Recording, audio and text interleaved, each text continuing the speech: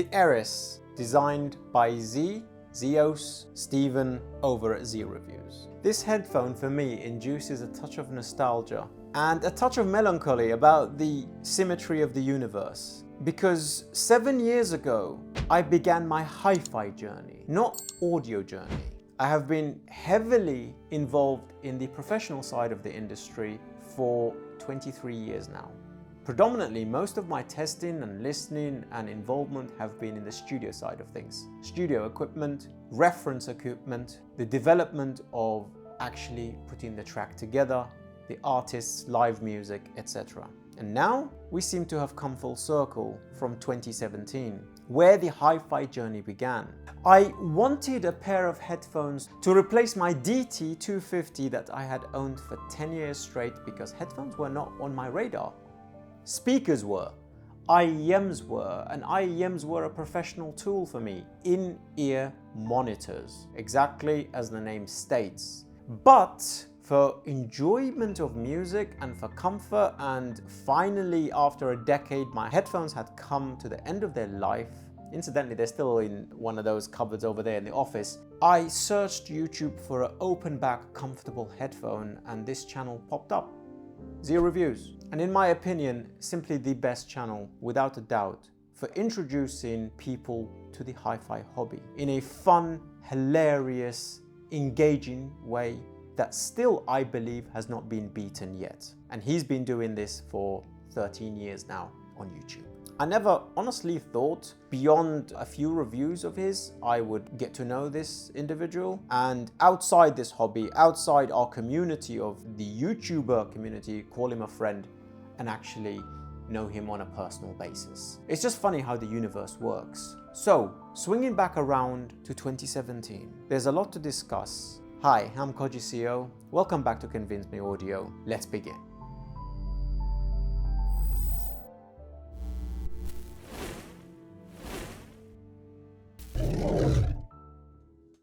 I was introduced to the ERIS at London CANJAM 2024 this year a couple of weeks ago. The documentary should be live here. A twisting melody of Munich high-end and London CANJAM to indicate and show you which might be the event for you to plan and to go for. With that out of the way, let's talk about some of the disclaimers first and foremost. Z has not told me to say anything. If this headphone sells well or badly, it has nothing to do with me. I don't get any affiliate links, any kickbacks. I didn't even pay for this unit. He just passed it off to me and to a lot of other reviewers at CANJAM London and said, review this, say what you think about it, and let me know. This will be passed on to the next reviewer once I'm done, but I want you to know that because I know Z personally. And I've stated I know him personally, and there's a lot of subjectivity here that I want you to take into consideration, okay? Second of all, who is this headphone for? What is it? And why does it exist? And I think there's a lot to discuss here. And oh, by the way, this cable doesn't come with it. I don't have the box or the original cable, etc. So if you want a full hardware tour and unboxing, I recommend watching Z's review here. And I'm sure some of the other boys will have their reviews up too. This is a double helix Chimera cable, but hey, if one aspect of the review doesn't cost as much as a car, it's not a CMA review, is it? So let's dispense with that. It's a 3.5 connection, so it's easily swappable with any cable if you don't like the original ones for some reason. Build quality is not bad on this. No creaks, nothing like that. It lays flat. When you extend the arms, it's a decent size for medium to large-ish noggin. So it's pretty good. Comfort-wise, this is where one of the magic is actually happening. I think this headphone honestly rivals the 109 Pro from Meze, and that is the biggest compliment I can give it. It's like a baby cloud sitting and resting against your cheeks when you're ill on the sofa. Headband is so soft, honestly. Is this more comfortable than my reference, Hi-Fi Zvaras? I think that breathes a little bit better. I think your ears get a tiny bit warmer with these cups, which is this soft velour. Honestly, I just want my sofa to be made out of this thing. I think apart from that tiny bit of breathability, obviously your mileage will vary in regards to what climate you're in. This is up there against Zvaras and 109 Pro for comfort, without a doubt. It's so comfortable and it's so soft. So when you're ill, as I was after the show, getting COVID, listening to podcasts, watching movies, with this, the CMA18 Portable, which we will get onto for the sound characteristics.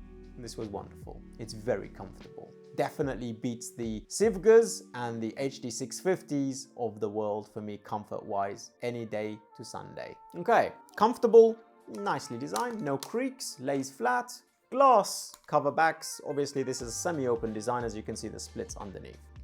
Happy days. This is a $250 dynamic headphone. It's pretty easy to drive, though its drivability depends on the equipment you put it on, because I think for some equipment, it doesn't mean you have to put in high-end equipment. It means some synergy doesn't work very well with it. I don't think warm amplifiers work with this. I think neutral reference units like Top-In A90, CMA18 Portable, M15 work much better, and it doesn't skew the frequency response, and that gets us to another point. Now, this headphone is not designed for somebody who likes measuring things. This headphone is not designed for somebody who likes to adhere to a specific frequency response like Harman. This headphone is not designed for the hobbyists that have literally stepped into the hobby and they have left that aspect of it behind, and they're measuring headphones and they're trying to get the distortion levels, etc. Which, by the way, I think is not too bad for breakup in regards to the driver. This is not for you. This headphone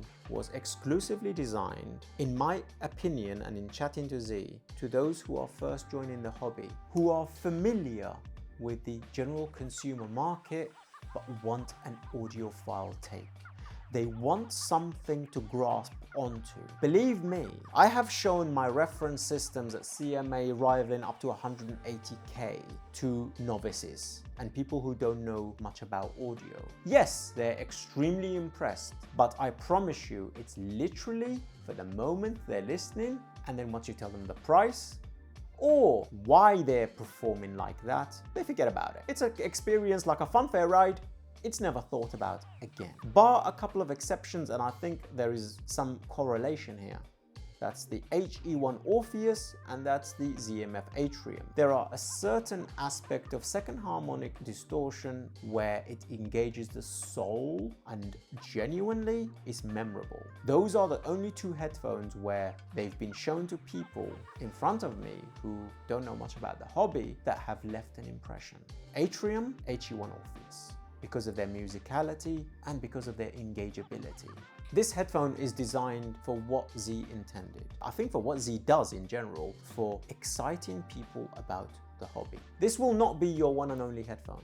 This is not the holy grail of headphones. This is not a Sasvara killer. This is not worth putting on a rig. If that's your plan, you're doing it all wrong. This is about having fun. We haven't even talked about the sound yet, but I wanted to get that out of the way. I think you need to take this headphone for what it is. Fun, comfortable, enjoyable. So let's talk about sound. His design philosophy was, I want bass. I want lots of it, and I don't want it to distort the drivers. Mission accomplished. Feels like there's a pair of subwoofers inside this thing. For electronic music, it doesn't bottom out. Sub bass is very elevated, extremely elevated. Mid bass hits in the lower category rather than the higher, which doesn't impeach the mid-range too much. And when you're listening to tracks exclusively in the upper bass and the lower treble region, you're getting a very neutral reference sound. It seems like somebody's disconnected the bass out of these headphones, and it just got just enough weight to be believable. And vocals are very clear. Imaging is very articulate. I think that's one of the strengths of this headphone. Imaging is very good on it. The drivers are very clean in this category. It shocked me, to be honest with you. But it's designed to be extremely fun, extremely bass heavy.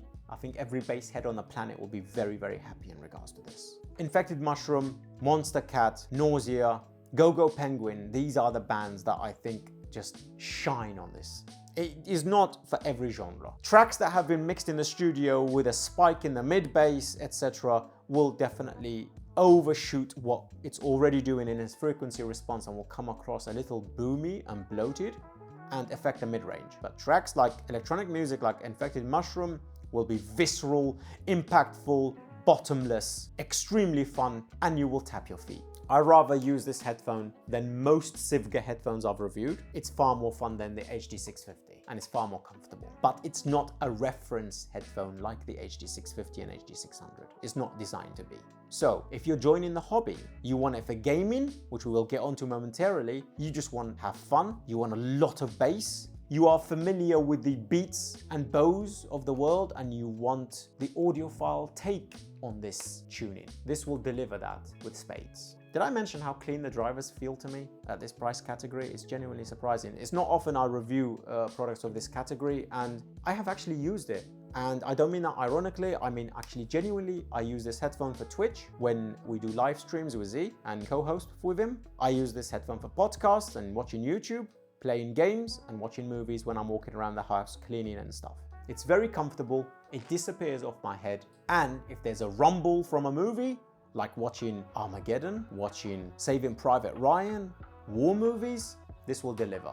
If I'm playing a game, Call of Duty, The Last of Us, anything like that, or if I'm just watching walkthroughs, this headphone elevates the machine guns, the bombs. I'm not sure if we can say these words on YouTube, otherwise the algorithm will probably destroy us. I genuinely don't know or give a crap. But it really is a good movie listening experience at this price category. So you are getting a headphone that's good for gaming, good imaging for pointing out enemies. It's a good rumble for your machine guns and for your heavy artillery. Nice separation and open stage. It's not bad at all for your movie watching, listening experience. And it's extremely enjoyable for electronic music. Yes, this headphone does not adhere to a flat frequency response. This headphone does not adhere to a measuring rig, trying to measure it to see if it's better than this or that or the other. This is just a fun headphone to introduce our newcomers. Yes, this will show you what you're familiar with and what is it that when you ask a general consumer,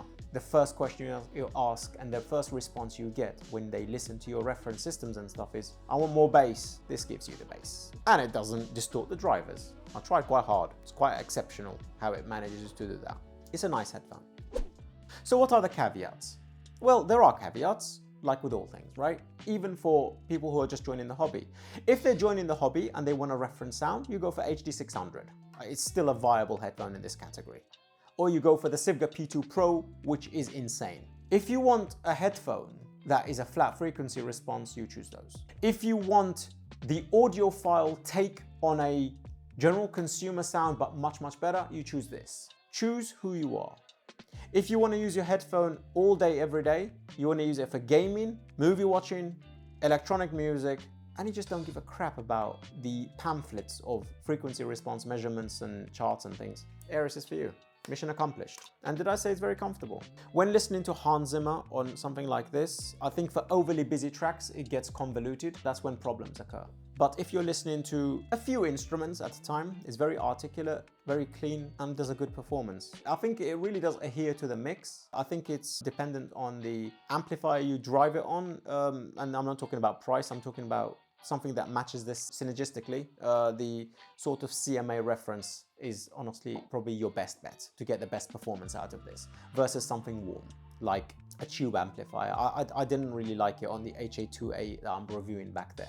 Not too much. I felt as though this was a better performer, so bear that in mind. Any of the top-end stuff will do very, very nicely if you own a little stack or the IFI stuff. Those sorts of categories will do very well. The treble region of this headphone is probably the only part that I have a little bit of gripe with, and that is not always, but sometimes can come across a little artificial. This headphone is extremely present in its instrument presentation.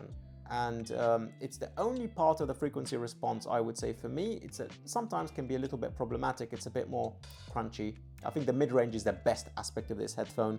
The sub-bass extension and without it breaking up is something quite impressive to hear. And it's just a fun headphone. It's enjoyable. And that's the conclusion really. It's a headphone that you don't think about much. You just grab and listen to, and it introduces the new boys and ladies to our hobby. If you like reviews such as these, consider joining Patreon, where you can ask me questions in person and I'll be able to respond to you over at the private Telegram chat. Otherwise, put your comments down below and let me know what you think. Do you own this? What do you think of my assessment? Give me your opinion. And PS, I have not been paid to say anything. I did not pay for these headphones. They'll be moving on as soon as I finish the review. Z just said, have a listen and let me know what you think. And this is what I've done. And we'll be going back to our normal program after this. But the disclaimer I would like to mention is that I know Z personally and he's become a good friend of mine. He's never asked me to say anything. He's never asked me for anything, and his support and having my back for the last, I would say, 4 years of knowing him very, very well is something I truly appreciate. And I think he's done a good job here, and I genuinely mean that. And I'm very curious what you guys think of this headphone after the hype of the shows, I mean, if you own it. Until the next one.